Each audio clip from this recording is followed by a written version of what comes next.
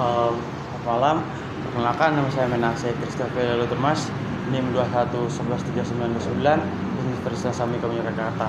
Jadi di sini saya akan memulai wawancara dengan seorang yang sebagai owner di sebuah UMKM yang bergerak di bidang F&B. Pertanyaan pertama, bisa ceritakan sedikit tentang sejarah berdirinya Cistik ini? Oke, jadi Chickstick ini waktu itu dimulai waktu aku kuliah di Jogja. Itu melihat peluangnya cukup besar di Jogja ini untuk dunia F&B, dan sebenarnya spesifiknya di alun-alun gitu Jogja gitu.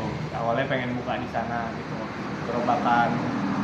Terus akhirnya diskusi panjang sama kakak sepupu yang emang udah terjun lama di dunia F&B. Akhirnya setelah kita pertimbangkan segala macam, memutuskan buat buka di kios kecil kayak Cistik yang sekarang gitu.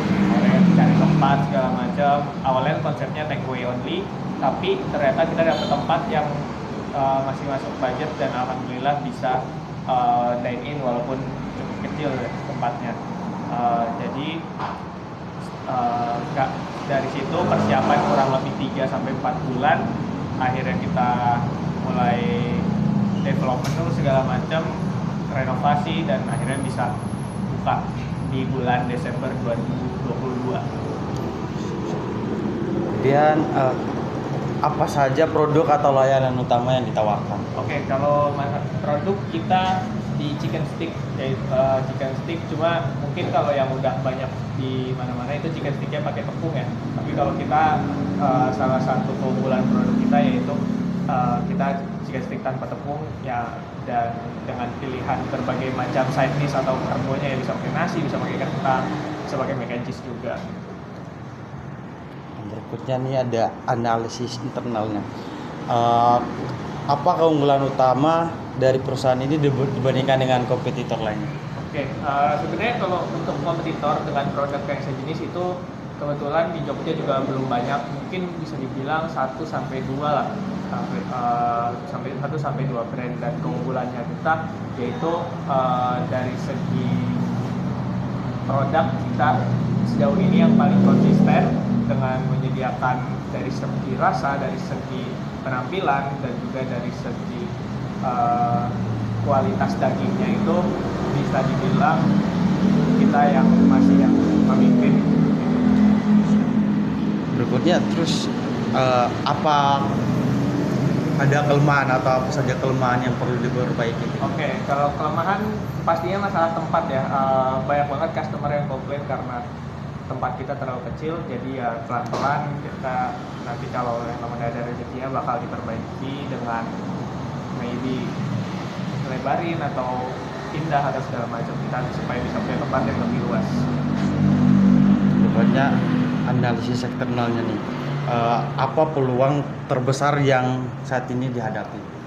Oke, kalau peluangnya itu, jadi untuk menu ini tuh nggak banyak pemainnya, tapi menurut analisis kami ini peluang untuk grow-nya sangat besar.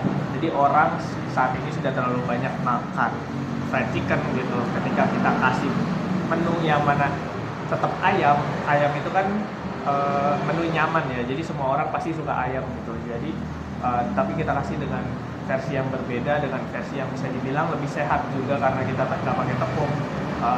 Jadi ada kemungkinan ini untuk bisa grow lebih besar lagi. Nah, berikutnya apa ada ancaman utama yang mungkin mempengaruhi?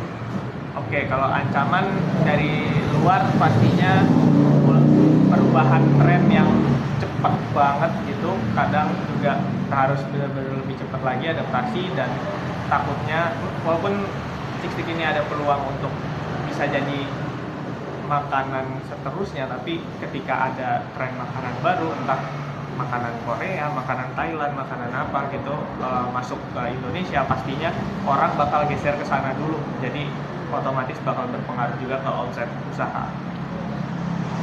Berikutnya ada strategi nih. Boleh tahu apa visi dan misi perusahaan ini? Oke, sebenarnya kalau visi dan misi yang tertulis pakai kalimat itu nggak ada gitu ya. Jadi sebenarnya visinya, tujuannya itu sesimpel kayak kita pengen ngasih tahu kalau makan ayam nggak mesti fried chicken gitu. Terus ada tujuan jangka pendek dan jangka panjang perusahaan atau apa? Oke, kalau tujuan jangka pendek tadinya kita pengen punya tempat yang lebih luas, tempat yang lebih nyaman untuk customer, karena untuk sekarang kita kurang lebih cuma bisa nampung sekitar 12 sampai 16 customer. Dan kalau tujuan jangka panjangnya pastinya pengen punya cabang di mana-mana. Strategi apa nih yang mau diterapin untuk mencapai tujuan tersebut? Kalau strategi dari semua aspek, mulai dari marketingnya kita lebih ngegas dan efisien, karena kalau ngegas tapi nggak efisien juga percuma. Terus keuangannya dikelola dengan baik, terus operasionalnya dibenerin lagi, walaupun meskipun di hari itu kelihatannya nggak ada kesalahan, kita harus lihat lagi satu persatu ada apa enggak yang masih bisa sebenarnya dimaksimalin lagi.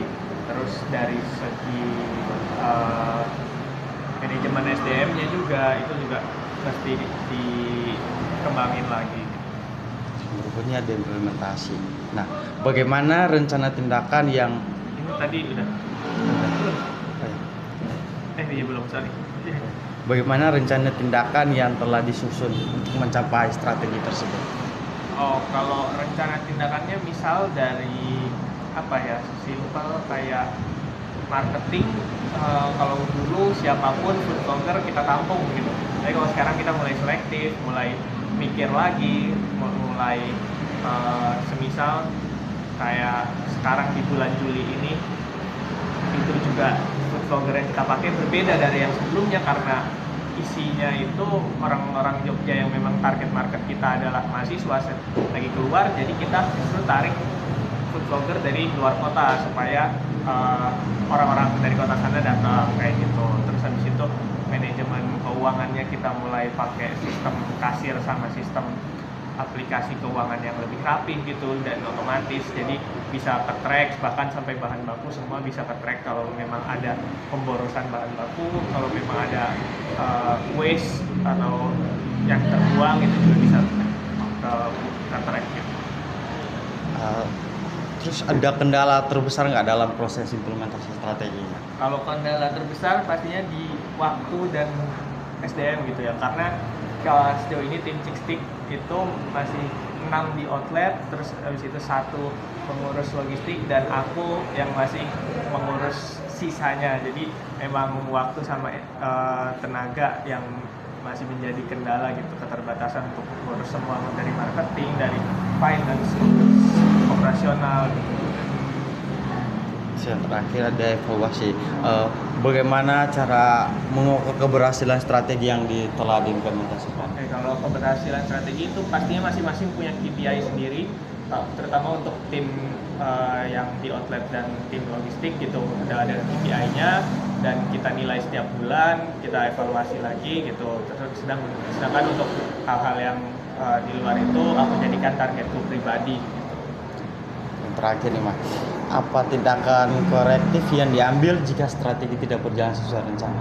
Paling simpelnya itu diskusi sama teman-teman, diskusi sama store manajerku, diskusi sama semua yang ada di Chickstick yang terlibat, dan dengan gitu kita punya banyak perspektif. Terus habis itu aku juga perlu diskusi keluar juga gimana F&B lain berjalan segala macam supaya ya bisa dapat banyak input, akhirnya diproses jadi decision making yang baik gitu. Baik Mas, terima kasih atas kesempatannya untuk diwawancarai. Oke, terima kasih. Thank you Mas.